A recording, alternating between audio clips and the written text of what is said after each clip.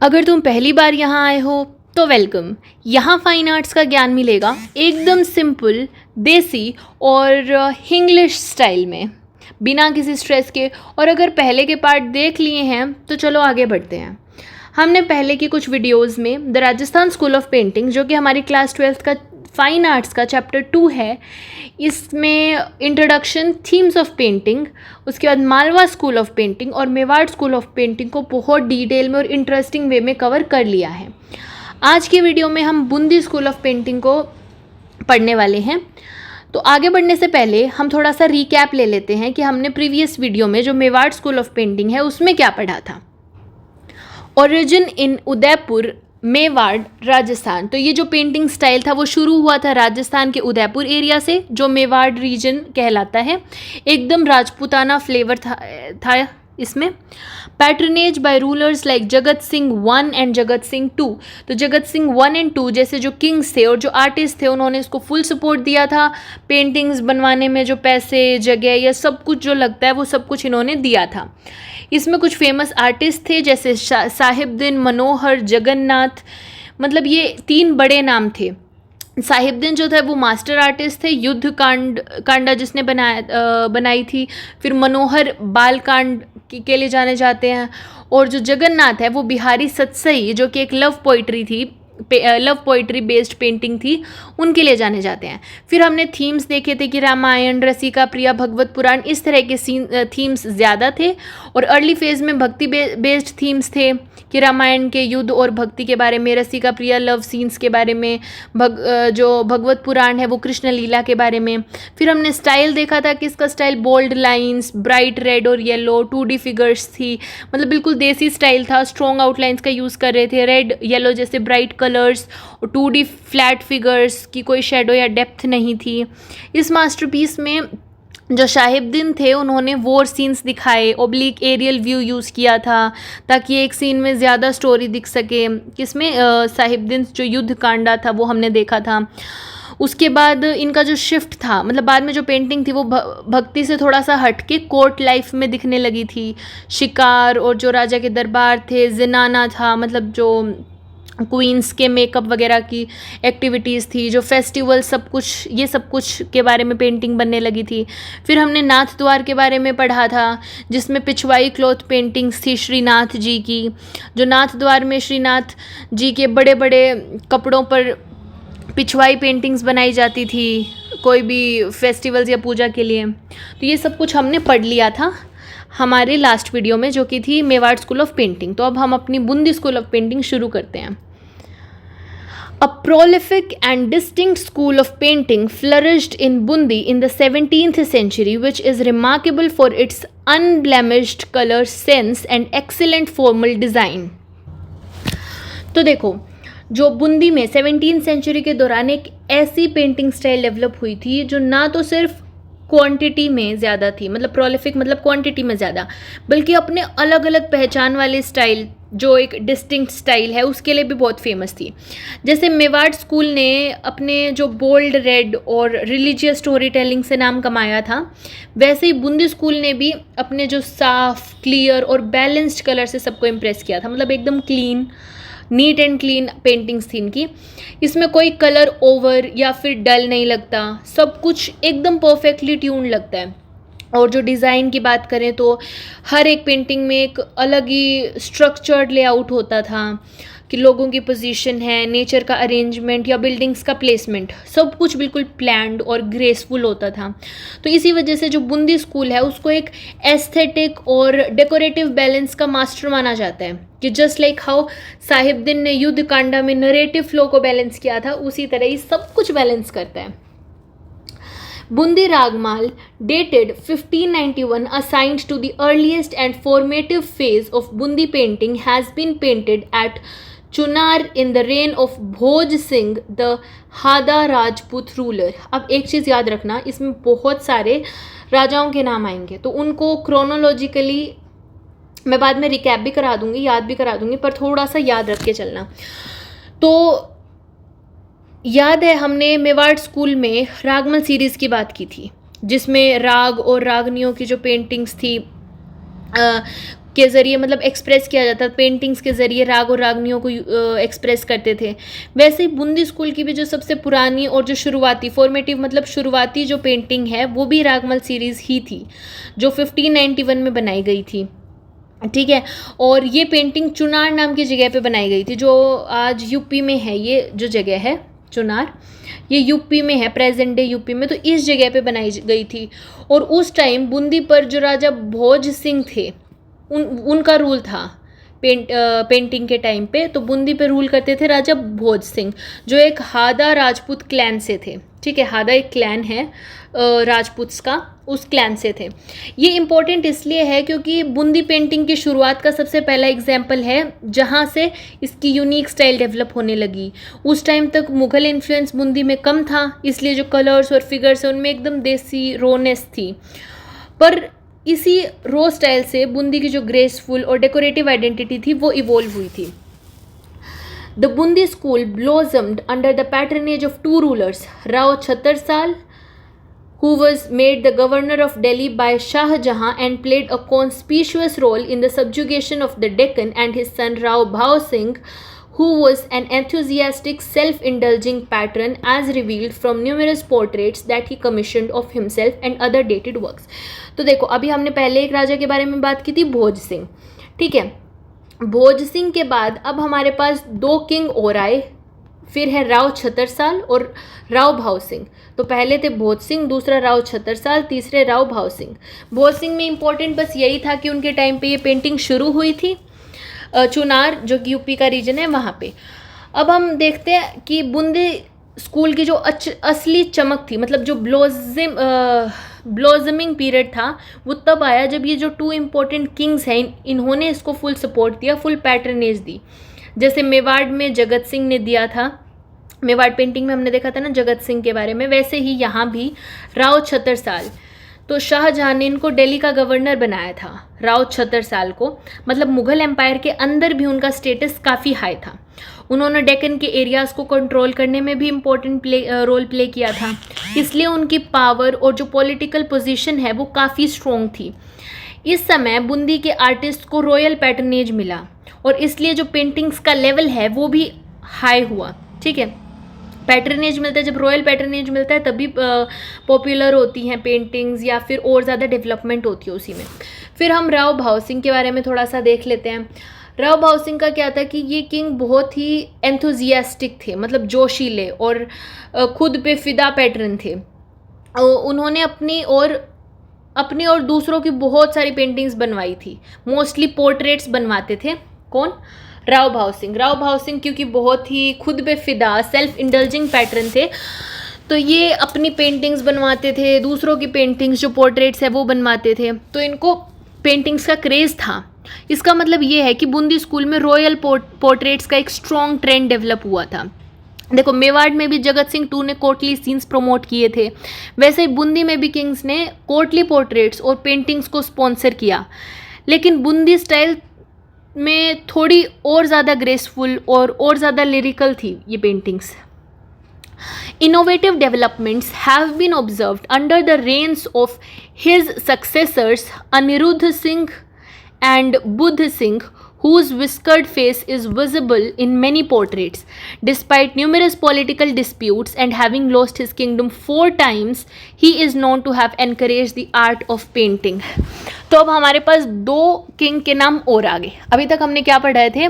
हमने भोज सिंह के बारे में पढ़ा, फिर हमने देखा कि राव छतरसाल आए, फिर हमने राव भाव सिंह के बारे में पढ़ा। उनके बाद आए थे उनके सक्सेसर्स अनिरुद्ध सिंह और बुद्ध सिंह। तो अब हम भाव सिंह के बाद वाले बूंदी किंग्स के बारे में पढ़ रहे हैं। और ये जो किंग्स थे ये पेंटिंग्स के ये भी फुल सपोर्टर्स थे इवन इन टफ टाइम्स। अब मैं ये क्यों कह रही हूँ ये आपको पता चलेगा कि जो अनिरुद्ध सिंह थे, पहले इनके बारे में देख लेते हैं। तो इनके टाइम पे जो बूंदी पेंटिंग है उनमें और नए इनोवेटिव आइडियाज़ आने लगे। इसका मतलब क्या है कि जो स्टाइल और जो थीम्स थे उसमें नए नए एक्सपेरिमेंट हुए, मे बी कलर्स से, पोजेस या कोर्ट सीन्स या स्टोरी स्टाइल्स में कुछ चेंजेस आए। फिर बुद्ध सिंह का टाइम आया। बुद्ध सिंह के टाइम पे क्या था कि इनकी जो मूँछों वाली पहचान है, मतलब विस्कर्ड फेस का मतलब होता है मूंछों वाली पहचान, तो उनकी काफ़ी पेंटिंग्स में वो चीज़ दिखती है। तो आर्टिस्ट ने इनको काफ़ी पोर्ट्रे किया था। अब इंटरेस्टिंग बात ये है कि जो बुद्ध सिंह ने अपना किंगडम 4 बार खोना पड़ा था इन्हें, किस वजह से, पॉलिटिकल कॉन्फ्लिक्ट्स के चक्कर में या इन कारणों से, लेकिन फिर भी इन्होंने पेंटिंग को सपोर्ट करना नहीं छोड़ा। तो ये एक ट्रियो पैटर्न की क्वालिटी होती है कि चाहे राज्य जाए पर आर्ट नहीं जाना चाहिए, ठीक है। तो ये चीज़ तो याद रखना कि बुद्ध सिंह जो थे वही पेंटिंग के ट्रियो पैटर्न थे कि 4 बार अपना राज्य खो के भी इन्होंने पेंटिंग को सपोर्ट किया है। Painting activity entered its most accomplished phase, albeit for a short time, during the long reign of Budh Singh's son Umed Singh, where it acquired refinement in minuteness of details. Bundi paintings during the 18th century appear to have imbibed Deccani aesthetics such as love for bright and vivid colors. तो अब तक हमने कितने सारे Kings के बारे में बात कर ली। ये सारे नाम आप नीचे कमेंट्स में बताना क्रोनोलॉजिकल ऑर्डर में कि सबसे पहले कौन आए थे, फिर कौन आए थे। तो अब हम देख रहे हैं कि बुद्ध सिंह के बाद आए थे राजा उमेद सिंह। तो ये बुद्ध सिंह के बेटे थे और इनका जो रूल था वो काफ़ी लंबा था, लेकिन जो पेंटिंग का गोल्डन फेज था वो सिर्फ थोड़े से टाइम के लिए ही रहा था। इनकी पेंटिंग्स को मोस्ट अकम्प्लिश्ड पेंटिंग्स कहा जाता है। मोस्ट अकम्प्लिश्ड मतलब सबसे ज़्यादा रिफाइंड और मेच्योर पेंटिंग्स इसी वक्त में बनी थी। इस समय बूंदी पेंटिंग्स में ऐसा भी क्या खास बात थी ऐसी भी कि माइन्यूटनेस थी डिटेल्स की, कि जो छोटी छोटी चीज़ें उन पर बहुत फाइन तरीके से पेंट किया जाता था। मतलब हर डिटेल पे माइन्यूट फोकस था, कपड़े का टेक्सचर या ज्वेलरी के स्पार्कल्स हों, बैकग्राउंड की डेप्थ हो, मतलब सब कुछ। तो 18th सेंचुरी में जो बूंदी पेंटिंग है उस पर डेक्कनी इन्फ्लुएंस भी दिखा था, यानी बूंदी आर्टिस्ट ने डेक्कन जो साउथ इंडिया में है उसके आर्ट स्टाइल के भी कुछ जो एलिमेंट्स हैं वो अडॉप्ट किए थे। सबसे बड़ा इफेक्ट क्या था कि ब्राइट और बोल्ड कलर्स का यूज़, जैसे pink, orange, bright blue, lush green, totally vibrant colours का यूज़ हमने करना शुरू कर दिया था। जैसे मेवाड़ स्कूल में भी ब्राइट रेड और येलो देखते थे, पर बूंदी ने उन्हें और ज़्यादा फ्लैम्बोयेंट बना दिया था। डिटेलिंग का क्रेज़ भी मेवाड़ में था शाहेबुद्दीन और मनोहर की पेंटिंग्स में, लेकिन उमेद सिंह के टाइम पे बूंदी ने अपना लेवल और अपग्रेड कर दिया था। Umed सिंह's successor Bishan Singh 1771 to 81 ruled Bundi for 48 years and was a connoisseur of art. He had a keen interest in hunting, and him hunting wild animals frequently figures in the paintings of his period. तो उमेद सिंह के बाद आए बिशन सिंह। इनका जो rule था वो 48 years का rule था, मतलब काफ़ी लंबा टाइम, ठीक है। और कैनोइसियर ऑफ आर्ट, कैनोइसियर ऑफ आर्ट का क्या मतलब होता है कि कला की असली रासिक, जिसे आर्ट का की जेन्युइन समझ हो और डीप एप्रिसिएशन होती है, उसको कहते हैं कैनोइसियर ऑफ आर्ट। तो बिशन सिंह का सबसे ज़्यादा क्या पसंद था, बिशन सिंह को, इनको सबसे ज़्यादा पसंद था हंटिंग, मतलब शिकार करना। तो उनको वाइल्ड एनिमल्स का शिकार करना बहुत पसंद था, और इसी वजह से उस टाइम की जो बूंदी पेंटिंग्स थी उसमें हंटिंग सीन्स बहुत ज़्यादा दिखते हैं, टाइगर्स, लायन, एलिफेंट, बोज, एरोज और हंटिंग गियर के साथ। तो इससे इम्पैक्ट क्या पड़ा पेंटिंग स्टाइल पे कि इस पीरियड में कोर्ट सीन्स और रॉयल पास टाइम्स का क्रेज़ बढ़ता गया, just like we saw in Mewar during 18th century. तो nature plus action plus emotion, ये सब कुछ कंबाइन हो गया था हंटिंग सीन्स की फॉर्म में, ठीक है। Under his successor Ram Singh, the Chitrashalane of the Bundi Palace was decorated with mural paintings of royal processions, hunting scenes, and episodes of Krishna's story. Last stages of painting at Bundi are best exemplified by several wall paintings in the palace. तो राम सिंह का rule जो था वो 1821 से 1889 का था, ठीक है। और इनका ऑलमोस्ट मतलब 68 ईयर्स का रूल था, जो कि एक बहुत ही लंबा रूल है, ठीक है, और काफ़ी बड़े समय, और जो आर्ट में भी इनका बहुत ज़्यादा डीप इम्पैक्ट भी था। देखो चित्रशाला क्या होती है, चित्रशाला होती है ये जो हमने इन है, ये चित्रशाला इन, देखो चित्रशाला पेंटिंग गैलरी या फिर जो आर्ट हॉल होती है उसको कहते हैं। तो बूंदी पैलेस के अंदर एक स्पेशल जगह है जहाँ वॉल्स पर पेंटिंग्स बनाई जाती थी, उसको चित्रशाला कहते थे। तो इस टाइम मुराल्स क्या होती है, बहुत बड़े साइज़ में वॉल पे जो पेंटिंग्स बनाई जाती हैं, तो वो ज़्यादा पॉपुलर थी।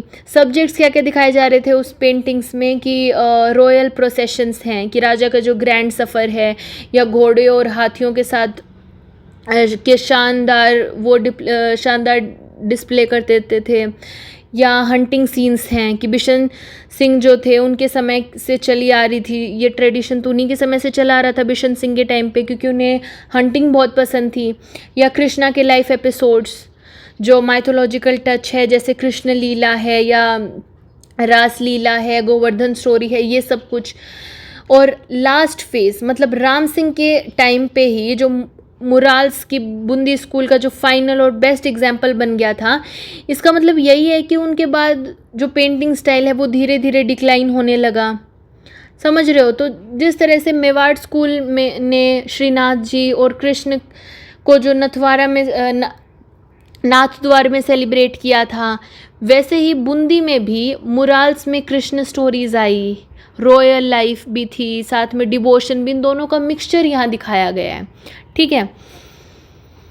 A distinct feature of Bundi and Kota school is a keen interest in the depiction of lush vegetation, picturesque landscape with varied flora, wildlife and birds, hills and thick jungles and water bodies. It also has a series of fine equestrian portraits. तो बूंदी और कोटा दोनों का एक unique feature था।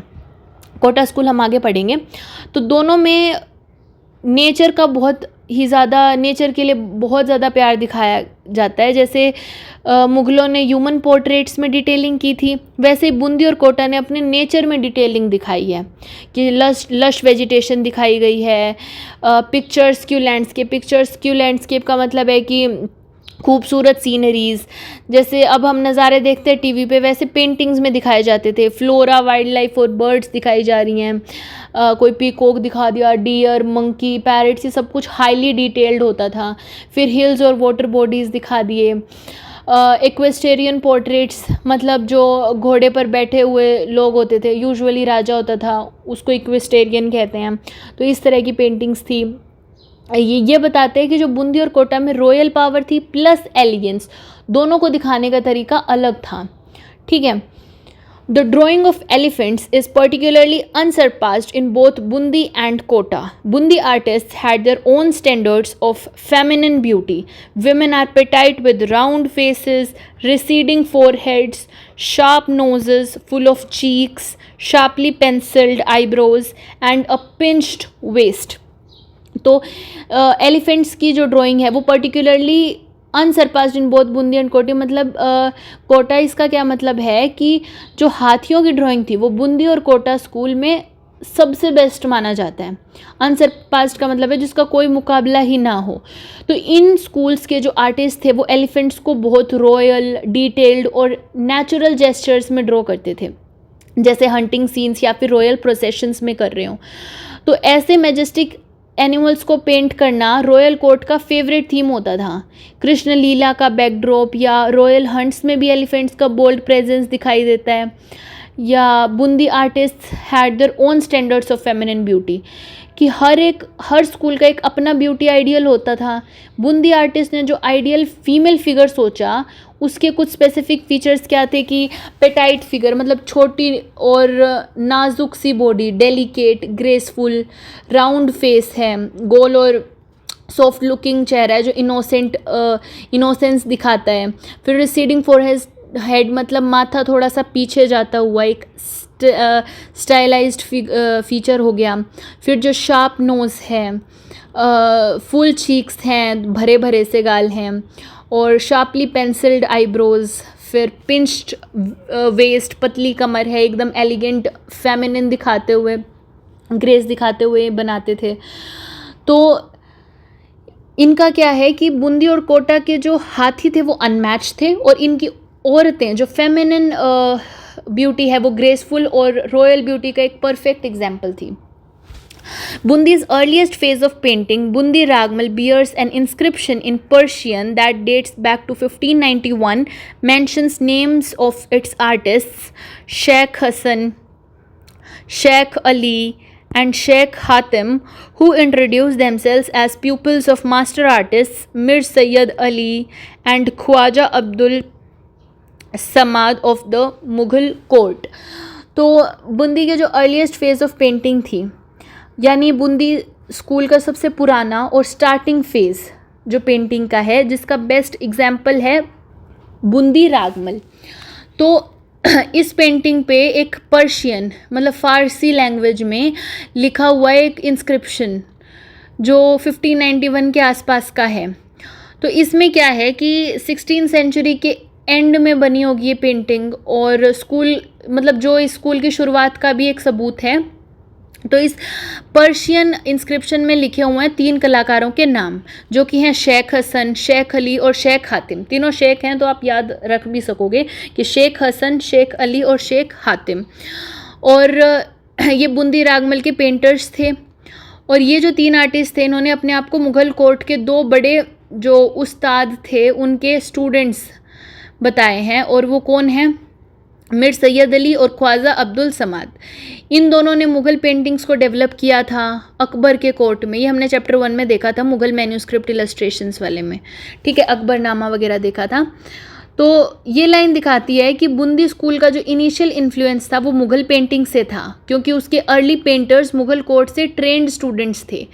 But ध्यान रखो कि जैसे जैसे बूंदी स्कूल डेवलप हुआ, उसने अपनी यूनिक आइडेंटिटी बनाई थी कि bright colours, natural setting, romantic और royal scenes, distinct figures, elephants वगैरह, और ग्रेसफुल वुमेन था, ये सब कुछ। They mention Chunar near Benares as the place of origin of the painting, where Rao Bhoj Singh and his father Rao Surjan Singh maintained a palace. तो Bundi Ragmal paintings जो 1591 में है, उसमें चुनार को पेंटिंग की ओरिजिनल जगह बताई गई है कि कहाँ पे उनका ओरिजिन हुआ था। तो चुनार एक हिस्टोरिकल टाउन है जो बनारस वाराणसी के पास लोकेटेड है यूपी में।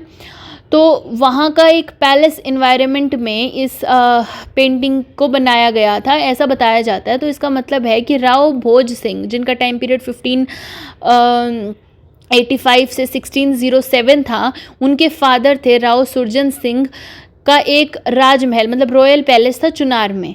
इस प्लेस में ही पेंटर्स को पैटर्नेज मतलब सपोर्ट मिला, और वहाँ से बूंदी पेंटिंग की शुरुआत हुई, स्पेशली बूंदी रागमाल की। Amongst the surviving few folios of the Chunar set are Raginis, Kambavati, Bilawal, Malashri, Bhairavi, Patmanjari and few others. जो बूंदी रागमल पेंटिंग्स 1591 के चुनार सेट बना था अंडर राव भाव सिंह, उसमें से बहुत सी पेंटिंग्स ख़त्म हो चुकी हैं, लेकिन कुछ फोलियोज़ मतलब कुछ पेंटिंग्स के पेजेस अब भी बचे हुए हैं। तो इन बचे हुए फोलियोज़ में से कुछ रागिनी पेंटिंग्स हैं, यानी म्यूज़िकल मोड्स का जो पर्सोनिफाइड फॉर्म्स हैं वो हैं। रागमल सीरीज़ में हर राग और रागिनी का एक विजुअल डिपिक्शन होता है। जैसे ये है खम्बावती है तो एक मेलोडियस रागिनी है, बिलावल है, बिलावल एक मॉर्निंग राग है, पीसफुल मूड है। फिर मालाश्री, भैरवी और पद्मंजरी हैं। तो ये तीनों जो हैं ये डिफरेंट रागिनीज़ हैं, इनके खुद के इमोशंस हैं, अलग अलग टाइम्स ऑफ द डे है। ये सब स्पिरिचुअल और रोमांटिक एक्सप्रेशन के लिए बनाई जाती थी, जो राजपूत आर्ट का एक कोर थीम हुआ करता था। ठीक है, तो मालवा स्कूल या जैन मैन्यूस्क्रिप्ट जहाँ हमने 2D स्टाइल और बोल्ड कलर्स थीम्स देखी थी, तो रागमल उनका एक नेचुरल एक्सटेंशन था। लेकिन मेवाड़ स्कूल में भी साहिबदीन ने रागमल बनाई थी, याद है 1628 में। लेकिन बूंदी के जो रागमल और पहले मतलब 1591 के हैं, उनसे पुराने हैं। शाहिबदीन की रागमल तो हमने 1628 में देखी थी, पर बूंदी वाली 1591 में है। So Bundi is one of the earliest contributors in this theme. ठीक है, Rag Deepak is portrayed in a night setting, seated with his beloved in a chamber that is warmly illuminated by flames from the four lamps. Two lamp holders are innovatively shaped like ornate human figures. The sky is glittering with innumerable stars, and the moon is turning yellow, indicating that it is not newly risen but that the night has progressed and many hours have passed by for the couple in each other's company. तो ये जो painting है, इस painting में राग दीपक, जो हमने बहुत सारे राग पढ़े थे पहले वीडियो में, देख लेना उसको, तो राग दीपक है उसको रात के समय में दिखाया गया है कि दीपक एक ऐसा राग होता है जो अग्नि, फायर से एसोसिएटेड होता है। दीपक मनी, लैम्प या लाइट। तो नाइट सेटिंग जो है वो आर्टिस्टिक और सिंबॉलिक है, किसकी? फायर, लाइट या लव थीम की। तो राग दीपक अपनी प्रेमिका के साथ एक प्राइवेट कमरे में बैठा हुआ है। This shows intimacy and romantic mood, जो कि रागमल पेंटिंग्स का एक कॉमन इमोशन होता है। तो इसको हम रिलेट कर सकते हैं, जो वो चोरपन शिखा और रसिका प्रिया स्टाइल रोमांटिक डिपिक्शंस थी, उसी तरह से। ठीक है, 4 दीपक कमरे को लाइट कर रहे हैं जो इसमें हैं, और वॉर्मथ और मूड का जो विजुअल इम्पैक्ट है वो क्रिएट हो रहा है। ये दीपक राग का परफेक्ट सिंबॉलिक एलिमेंट है, fire, light in the soul of this raga. ठीक है, और जो दीपक जो ये हैं जिस पे हम दिया रखते हैं, ये जो स्टैंड है ये भी एक ह्यूमन फिगर का शेप कर रहे हैं कि आर्ट में डिज़ाइन और इमेजिनेशन का बेस्ट एग्जांपल हो गया ये। इसमें बूंदी स्कूल का फॉर्मल डिज़ाइन और डेकोरेटिव एलिमेंट दिखाई देता है, जैसे हमने पहले डिस्कस किया था।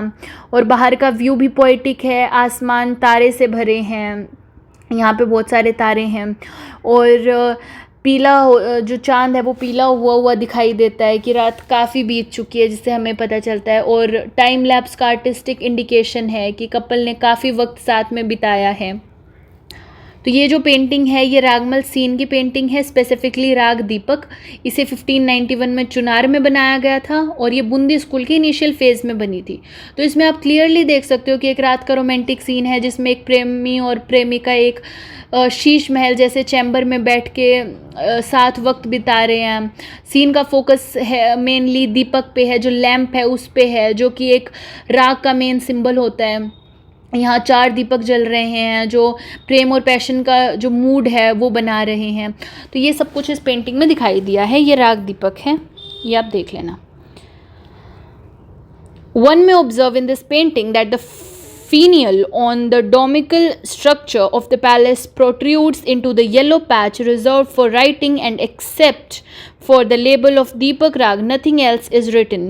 This gives an insight into the process of painting, and one discerns that the painting was usually finished before it was passed on to scribe for the verse to be written.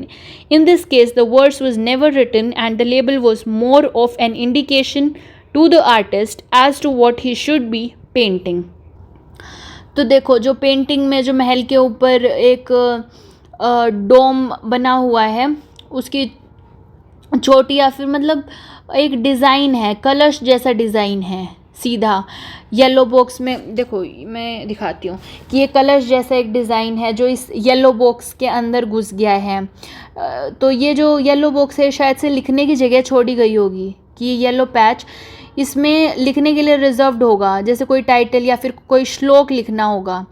लेकिन इस image में सिर्फ दीपक राग लिखा हुआ है और कुछ भी नहीं लिखा हुआ है। ये जो लिखा हुआ है ये दीपक राग है और इसमें कुछ भी नहीं लिखा हुआ है। इसका मतलब है कि वर्स या कविता जो लिखी जाती थी पेंटिंग पे वो रह गई है।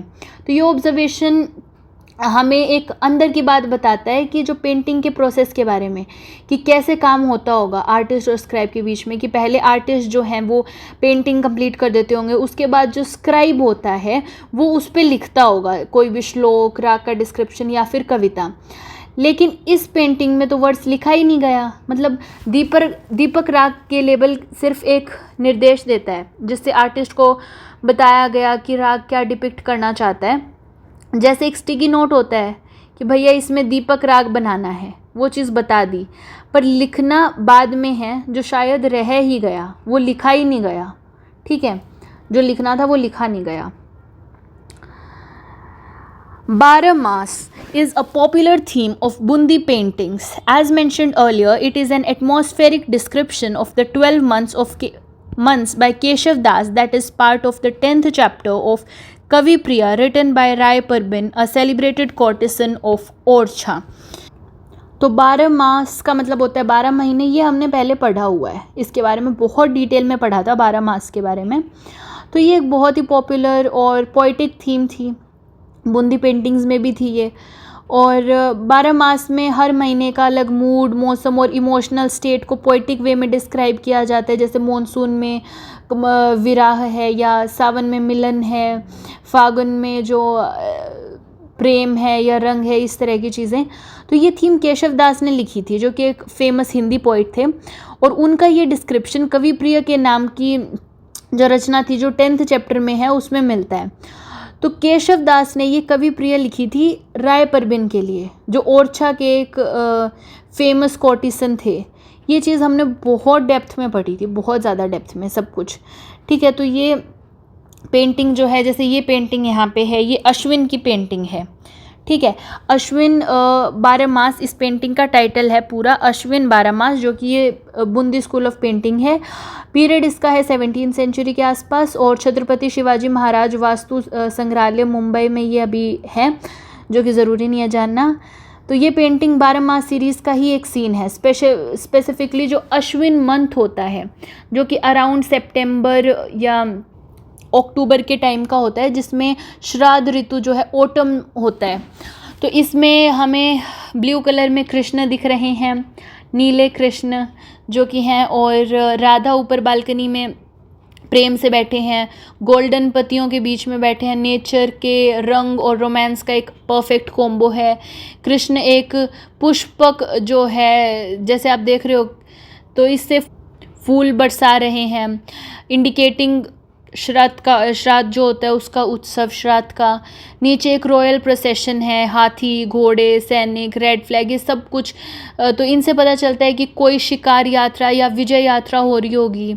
और जो पर्सपेक्टिव डिटेलिंग है वो भी सुपर्ब है. जैसे ऊपर बालकनी में प्रेम का सीन है, नीचे कोर्टली एक्शन है. इसमें बूंदी की खासियत है कि मल्टी नरेटिव स्टोरी होती थी ना एक ही फ्रेम में, तो वो सब कुछ भी क्लियरली विजिबल है. और lush landscape, peacocks, pink hills, मतलब ये सब कुछ दिख रहा है.